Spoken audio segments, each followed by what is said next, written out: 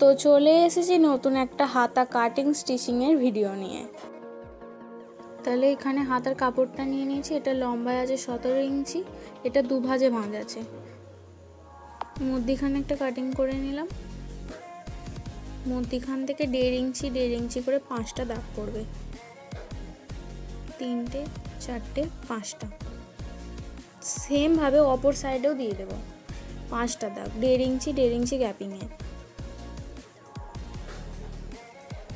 দেখুন এক একটা 1.5 ইঞ্চি গ্যাপিংয়ে যে দাগ আছে সেগুলোর ওপর রাখতে হবে। সেম এটাকে সেলাই করে নেব। তারপরে সেমভাবে অপর সাইডটাও একই, একটার উপরে একটা পুরো মুখোমুখি রাখতে হবে। এদিকটাও একটু সেলাই করে নেব।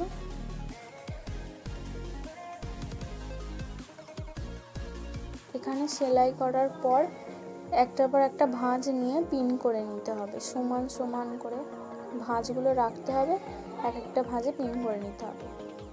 এদিকটাও করে নিলাম, ওদিকটাও করে নিলাম।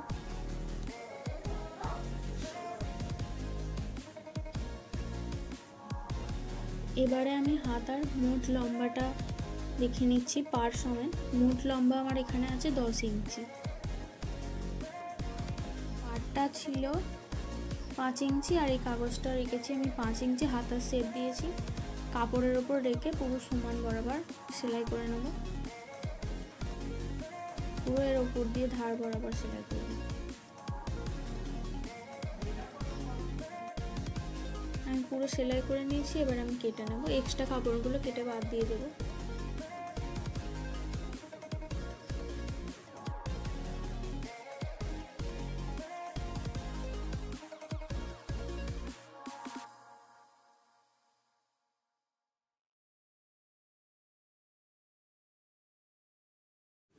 পুরোটা কেটে বাদ দিয়ে দিলাম। দেখুন পুরো সমান বরাবর বাদ দিয়েছি। এবারে কাগজগুলো তুলে দিতে হবে। আমাদের হাতার শেপটা চলে এসেছে, কাগজগুলো তুলে দেব।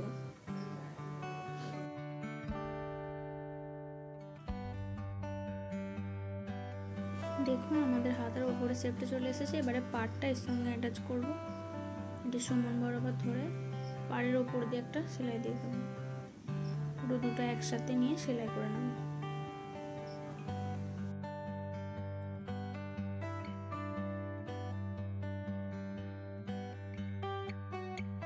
আমার সেলাই হয়ে গেছে। দেখুন এবারে এর ওপর দিয়ে একটা চাপ সেলাই দিতে হবে।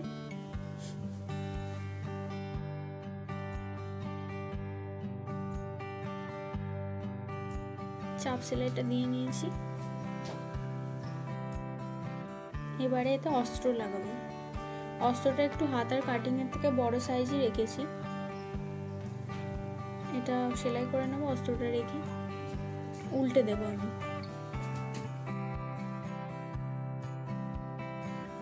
দেখুন অস্ত্রের পাটটা উল্টে নেব। এর ওপর দিয়ে একটা চাপ সেলাই দিতে হবে।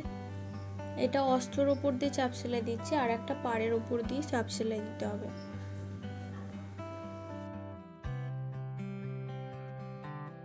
দেখুন এটা কত সুন্দর উল্টে গেল। এবারে পাড়ের ওপর দিয়ে একটা চাপ সেলাই দিতে হবে।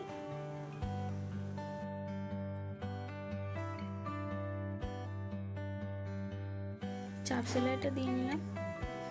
দেখুন এবারে পিন করে অস্ত্রের সাথে এটাকে একটা সেলাই দিয়ে দেব।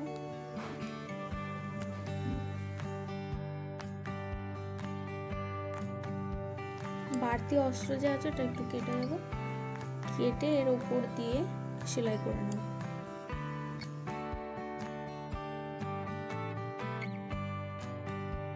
দেখুন কত সুন্দর এসেছে। এবার এখানে একটা বোতাম লাগিয়ে দিলাম। দেখুন ব্লাউজটা তৈরি হওয়ার পর এরকম লাগছে। তো ভিডিওটা ভালো লাগলে একটা লাইক অবশ্যই করবেন।